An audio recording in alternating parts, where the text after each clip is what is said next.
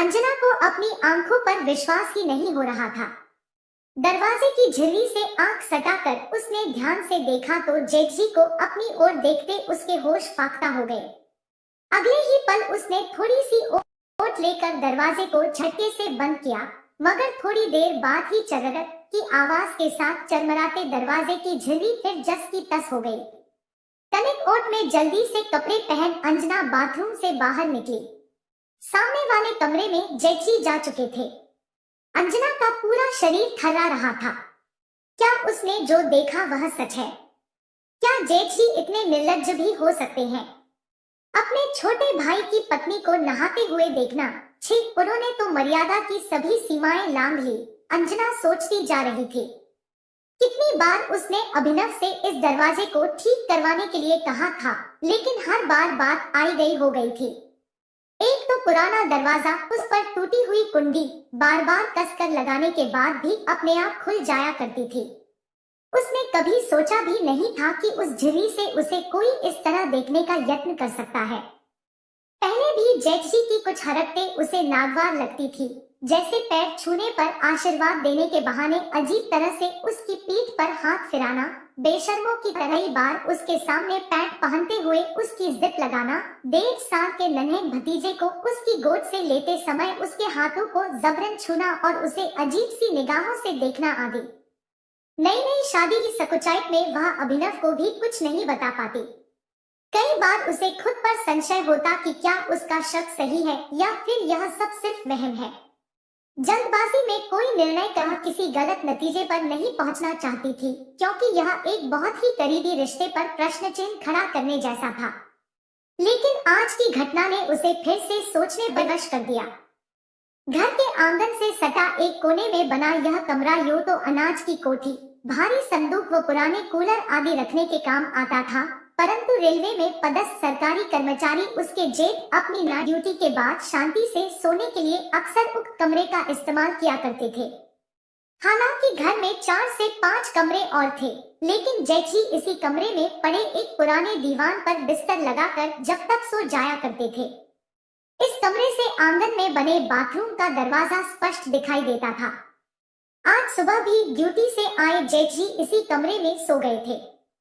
उनकी बदनीयती से अनभिज्ञ अंजना सुबह के सभी कामों को निपटाकर बाथरूम में नहाने चली आई थी।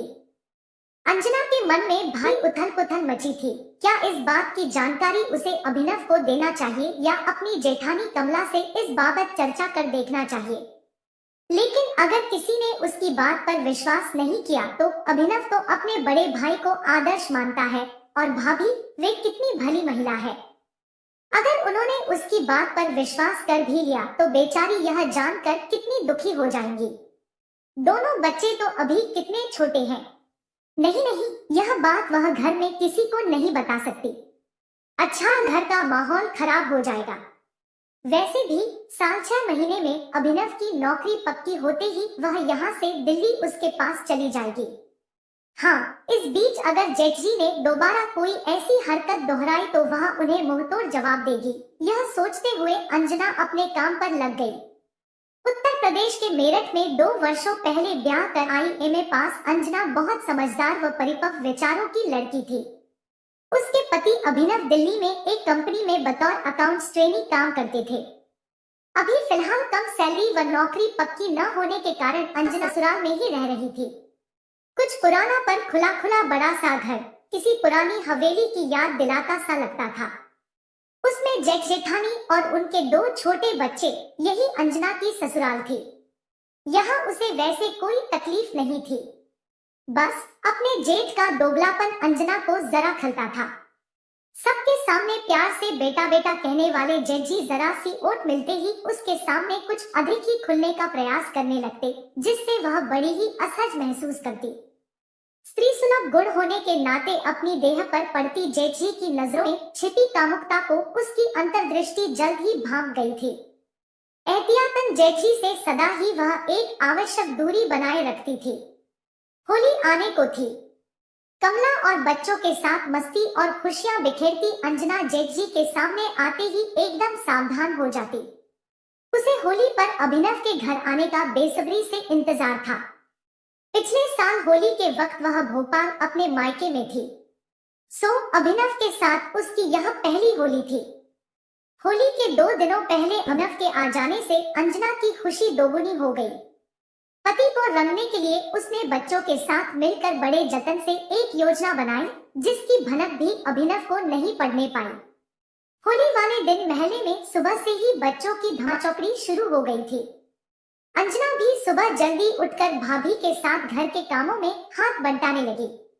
जल्दी जल्दी हाथ चला अंजना, 10 से 11 बजे से महल्ले की औरतें धावा बोल देंगी।